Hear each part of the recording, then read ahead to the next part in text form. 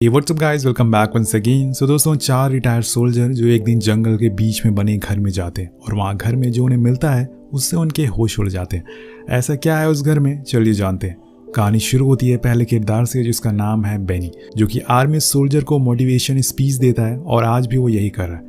इसके बाद हम दूसरे किरदार को देखते हैं जो कि अभी भी पुलिस फोर्स में मौजूद है। उसका नाम है पोप, जो आज एक मिशन पर है। उसकी टीम को खबर मिली है कि झोपड़पट्टी में कुछ आतंकवादी छुपे हुए हैं, इसलिए वो अपने चॉपर से वहां पहुंचता है और उस पूरे घर को चारों तरफ से घेर लेता है और सभी को वार्निंग देता है कि जो भी घर के अंदर है वो बाहर आ जाए, लेकिन कोई भी बाहर नहीं आता, जिसके बाद उन्हें उन लोगों पर फायरिंग करना पड़ता है। लेकिन वहां से भी इनके ऊपर अंधाधुंध गोलियां चलना शुरू हो जाती है, जिसमें इनके कई जवान शहीद हो जाते हैं। ऐसी सिचुएशन को देखते हुए पोप अपनी टीम को ऑर्डर देता है कि तुम लोग मुझे कवर दो, मैं ऊपर से जाकर इन्हें मारूंगा। और वो करता भी ऐसा ही है। वो दूसरी इमारत पर जाता है और वहां से एक धमाका करता है जिससे कि वो पूरा घर उड़ जाता है और एक साथ सारे आतंकवादी मारे जाते हैं। जब वो अंदर जाता है तो वहां उन्हें बहुत सारे कैश और हथियार भी मिलते हैं, लेकिन उसके साथ कुछ घायल लोग भी थे जिन्हें पूछने पर पता चलता है कि वो लॉरिया के लिए काम करते हैं। आपको बता दूं कि लॉरिया अभी के समय का सबसे बड़ा माफिया है और उसका पूरे देश पर कंट्रोल है, जहां वो कई सारे नशीले चीजें भी सप्लाई करता है। इसके बाद उनसे लॉरिया का पता पूछते हैं पर वो आधा अधूरा एड्रेस ही बता पाते हैं, जिसके बाद उन्हें भी मार दिया जाता है। पूरे घर को छानने के बाद उन्हें वहां कुछ और बच्चे और लड़कियां मिलती हैं जिन्हें वो अपने साथ ले जा रहे थे, लेकिन तभी उनके चंगुल से एक लड़की भाग जाती है। तब बॉब कहता है कि तुम लोग यहीं रुको, मैं उसे लेकर आता हूँ। जिसके बाद वो उसका पीछा करने लगता है और उसकी ये तलाश जाकर खत्म होती है एक घर में, जहाँ हम उसी लड़की को देखते हैं जिसका नाम है इवाना। वो पॉप को जानती थी, इसलिए उसने इस लड़की को भागने दिया, पर वो उसे कहता है कि मैंने तुम्हें मना किया था ना वहां से जाने के लिए, पर यह भी बता दिया था कि हम लोग रेड करने वाले, फिर तुम वहां क्यों गई? तो वो कहती है कि मेरा भाई वहां पर मौजूद था, इसलिए मैं गई उसे बचाने के लिए, लेकिन तभी तुम लोग वहां अचानक से घुस गए और मेरा भाई तुम्हारे कब्जे में है। तुम उसे कैसे भी करके छुड़ाओ। पर पॉप के लिए काम इतना आसान नहीं था, लेकिन तभी इवाना ऐसी चीज बोलती है जिसे सुनने के लिए पॉप ने भी पूरी उम्र गुजार दी। वो उसे बताती है कि मुझे लॉरिया का घर का एड्रेस पता है, क्योंकि मैं ही उसके घर पर सारे पैसे पहुंचाती हूँ, पर मैं तभी बताऊंगी जब तुम मेरे भाई को छुड़ाओगे। तो पॉप मान जाता है क्योंकि लॉरिया एक बहुत बड़ा शिकार है। उसे कहता है कि जब तुम अगली बार जाओ तो उसके घर की एक वीडियो बनाकर लाना, देन मैं तुम्हारे भाई को रिहा कर दूंगा। तो यहाँ पर डील डन हो जाती है। अब सीन शिफ्ट होता है बेनी पर, जो अभी भी वहीं काम कर रहा है, लेकिन आज उससे मिलने के लिए वहां पर पॉप आया जो उसका काफी पुराना दोस्त है। अब उन दोनों में काफी बातें होती है। दिन वो उसे एक काम करने को कहता है, उस काम को सुनते ही वो हाँ कर देता है, लेकिन उसकी एक शर्त होती है कि वो तभी उसके साथ जाएगा जब रेड क्लिफ भी उसके साथ चलने को तैयार होगा। अब यहाँ हम कहानी के तीसरे किरदार को देखते हैं, जो कि किसी जमाने में एक जाबाज सैनिक हुआ करता था, लेकिन आज वो एक ब्रोकर है और अपना खर्चा पानी बहुत ही मुश्किल से चला पा रहा है। उसकी बीवी ने भी उसे छोड़ दिया। अब उसके पास इतने पैसे भी नहीं है कि वो अपनी बीडी की स्कूल फीस भर सके। और तभी वहां पर पॉप आता है, जिसे देखकर वो कुछ भी करने को मना कर देता है, लेकिन वो कहता है कि मुझे तुम्हारे बस कुछ ही दिन चाहिए, जिसके बदले में मैं तुम्हें $20,000 दूंगा। लेकिन वो मना कर देता है। वो जानता था कि पॉप उससे कुछ उल्टा सीधा ही काम करवाएगा। अब पॉप भी जबरदस्ती नहीं करता। इसके बाद वो लोग रेड क्लिफ की बेटी के स्कूल ड्रॉप करने जाते हैं, जहाँ पॉप को पता चलता है कि असल में उसकी लाइफ में क्या चल रहा है, और इसलिए वो वहीं उतर जाता और मिशन की फाइल वहीं छोड़कर चला जाता है।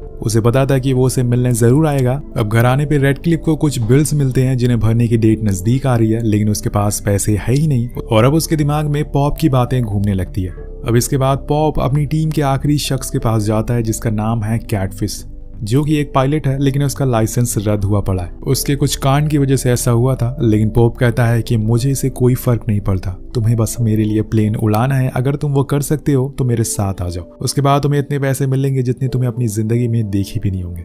अब इसके बाद हम वहाँ रेड क्लिफ को भी देखते हैं, जिसका मतलब है कि उसने मन बना लिया है जाने का, वेल अब पोप के साथ काम करने का, क्योंकि उसे पैसों की जरूरत है, किसे नहीं होती। अब पूरी टीम ब्राजील के लिए रवाना होते, जहां पर इनका सफर एक जंगल में जाकर खत्म होता है और इनके सामने एक विला था जो कि काफी पुराना सा लग रहा था।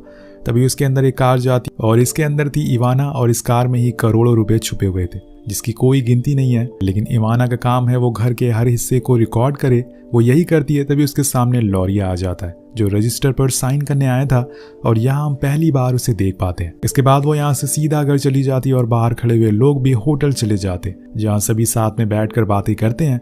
तब बेनी कहता है कि हम ये सब पूरा करने के बाद डिपार्टमेंट को कब बताने वाले। तो पॉप कहता है कि ऐसा कुछ नहीं होने वाला, क्योंकि मैं सरकार को इसमें से एक भी पैसा नहीं देने वाला हूँ। पर यह बात बेनी को ठीक नहीं लगती, तो वो कहता है कि तुम खुद बताओ, हमने सरकार के लिए इतने साल सेवा करी, अपनी जान जोखिम में डाली, लेकिन आज देखो हमारी हालत कैसी हो गई। रेडक्लिफ को देखो, उसके पास इतने पैसे नहीं है कि वो अपनी बेटी की फीस भर सके। वहीं बेनी, तुम खुद को देख लो, तुम जो कर रहे हो तुम्हें उसमें मजा आ रहा है?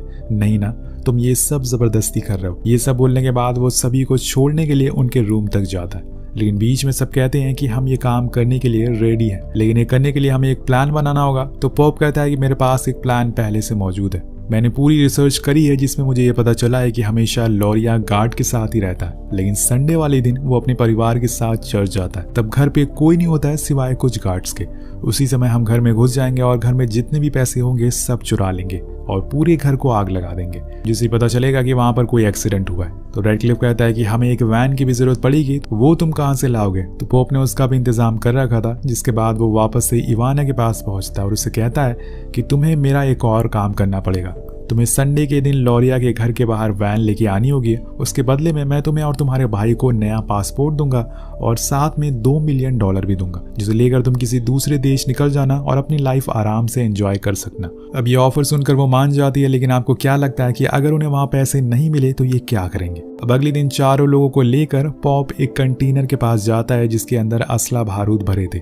सभी अपने अपने हथियार ले लेते हैं। अब उन्हें बस संडे का इंतजार था, जिसके बाद रेडक्लिफ कहता है कि हमें वहां से दूर जाने के लिए एक चॉपर की जरूरत पड़ेगी। तो वो बताता है कि उसके लिए हमें $3 मिलियन देने होंगे। पॉप उन्हें वो वीडियो दिखाता है जो असल में इवाना ने बनाई और उसमें टेबल में बहुत सारे पैसे रखे हुए थे और यही इनका टारगेट है।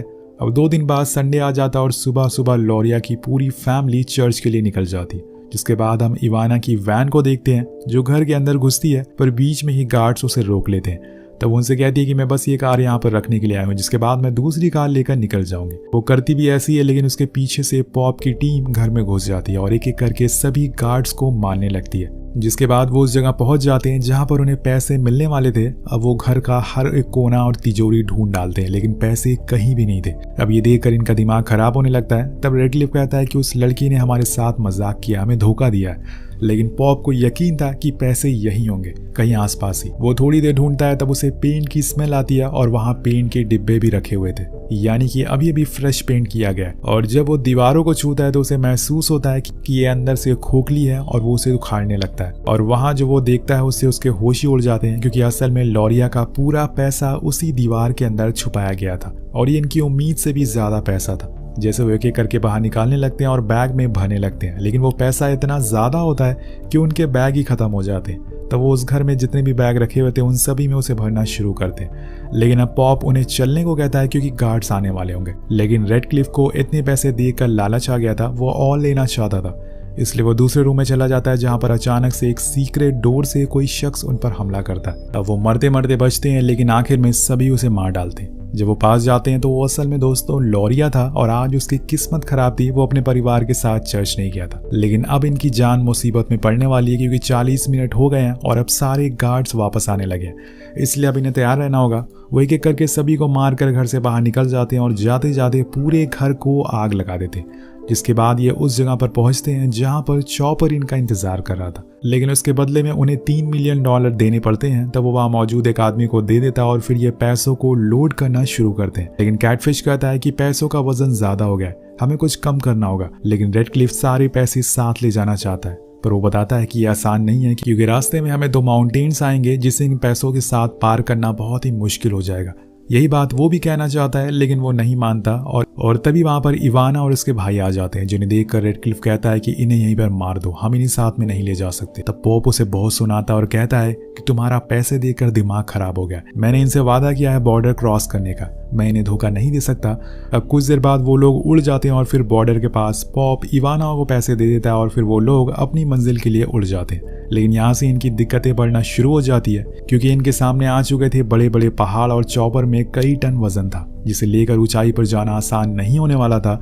कैटफिश कहता है कि हमें कुछ पैसे नीचे गिराने होंगे, लेकिन रेडक्लिफ एक भी पैसा छोड़ने के लिए राजी नहीं था, इसलिए वो मना कर देता है। लेकिन कुछ ही देर बाद इनका चॉपर का इंजन खराब हो जाता है और तब इन्हें अपना चॉपर एक गांव पर क्रैश करना पड़ता है। सब सही सलामत तो होते हैं, लेकिन गांव वाले इनके पैसे चुराने लगते हैं और तब रेडक्लिफ उन्हें मना करता है, लेकिन वो उसकी बात नहीं सुनते और उन्हें मजबूरन उन्हें मारना पड़ता है, जिससे उसके साथी भी नाराज होते हैं। लेकिन यहाँ रेडक्लिफ के सर पर अब पैसों का भूत सवार हो गया था। वो उसके अलावा कुछ सोच ही नहीं पा रहा था। लेकिन यहाँ उसने जिस आदमी को मारा था उसके बेटे के अंदर अब बदले की आग भर गई थी। वहीं दूसरी ओर रेडक्लिफ गांव के मुखिया से बात करता और उन्हें पैसे देके कुछ गधे खरीद लेता है, जिसके ऊपर वो उन पैसों को रख कर आगे के लिए रवाना होता है। लेकिन इनके रास्ते में अब कठिनाइयां आती जा रही थी, जिससे इन्हें काफी परेशानी होती है। कई जगहों पर इन्हें तेज बारिश का भी सामना करना पड़ता है, पर जब सारे एक चट्टान पर चढ़ रहे होते हैं तभी अचानक से इनका एक गधा नीचे गिर जाता है और अपने साथ करोड़ों रुपए लेकर नीचे जाता है। तो अगर ये चॉपर से पैसे कम कर देते तो शायद आज ये अपने घर होते सही सलामत। अब ये सारी चीजें देखकर इन्हें पता चल जाता है कि अब इन्हें खुद ही आगे बढ़ना होगा, क्योंकि ये गधे ऊंचाई तक चट्टानों पर नहीं चढ़ पाएंगे। इसलिए वो खुद ही रस्सियों की मदद से पैसों को नीचे उतारते हैं और फिर खुद भी नीचे जाते हैं। लेकिन आज की रात उन्हें वहीं गुजारनी पड़ेगी। पर दोस्तों यहाँ ठंड बहुत ही ज्यादा होती है और ऐसे में यहाँ रहना बहुत ही मुश्किल था। लेकिन तब बेनी एक बोरी पैसे को जला देता है और फिर उसकी गर्मी से आग सेकता है। तो इसे कहते हैं असली रिच लाइफ जीना। ठंड लगी तो पैसे ही जला दिए। अब अगले दिन ये लोग फिर से आगे बढ़ना शुरू कर, लेकिन तभी उन पर अचानक से गोलियां चलना शुरू हो जाती है और इसी में एक गोली आकर रेडक्लिफ के सर पर लगती है, जिससे कि वो वहीं मारा जाता है। अब ये देखकर सभी दोस्त पूरी तरीके से टूट जाते हैं और उन्हें समझ नहीं आता कि अचानक से उनके साथ क्या हुआ है। इन्होंने सोचा नहीं था कि ऐसा कुछ हो जाएगा। तब बेनी और कैटफिश के बीच में लड़ाई होना शुरू हो जाती है। उसे लगता है कि उसकी वजह से रेडक्लिफ की जान गई। लेकिन तब पॉप बताता है कि वो असल में उसी आदमी का बेटा है जिसको रेडक्लिफ ने मारा था, इसलिए वो बस उसी को मारने के लिए आया था। अब पोप कहता है कि रेडक्लिफ का सपना था कि वो उन सारे पैसों को अपने साथ ले जाए, लेकिन हम इतने पैसों को साथ में नहीं ले जा सकते। इसलिए हम एक काम करते हैं, इसी खाई में कुछ पैसों को फेंक देते हैं। कुछ दिनों बाद बर्फ गिरने लग जाएगी, जिससे कि ये ढक जाएंगे और किसी को पता नहीं चलेगा कि यहाँ पैसे हैं। अब वो ऐसे ही करते हैं और कुछ पैसों को लेकर अपने साथ निकल जाते हैं। बीच में उन्हें एक लड़का वैन के साथ मिलता है। वो उन पर बंदूक तान देते हैं, लेकिन पॉप उसे मारता नहीं बल्कि उसके हाथ पैर बांधकर पीछे बैठा देता है और कुछ पैसे भी देता है। लेकिन कुछ ही देर बाद इनके पीछे कुछ लोग पड़ जाते हैं। अब ये लोग कौन थे ये इन्हें पता नहीं होता, लेकिन इन्हें ये जरूर पता था कि ये इन्हें मारना चाहते हैं। इसलिए ये तेजी से आगे बढ़ना शुरू करते हैं और समुद्र के किनारे पहले से खड़ी बोट पर बैठ जाते हैं और इसमें गोलीबारी होना शुरू हो जाती है। लेकिन ये सभी सामने वालों को मार डालते हैं और फिर वहां से निकल जाते हैं। जिसके बाद ये बड़े से जहाज से अपने देश में आ जाते हैं, जहां हम सभी को एक साथ टेबल पर बैठे हुए देखते। उनके सामने वो सभी पैसे थे जो यहाँ पर लेकर आए थे। अब यहाँ एक वकील भी मौजूद थी जो उनसे कहती है कि मैं तुम्हारे सारे पैसों को वाइट कर दूंगी और हर महीने थोड़े थोड़े पैसे दूंगी।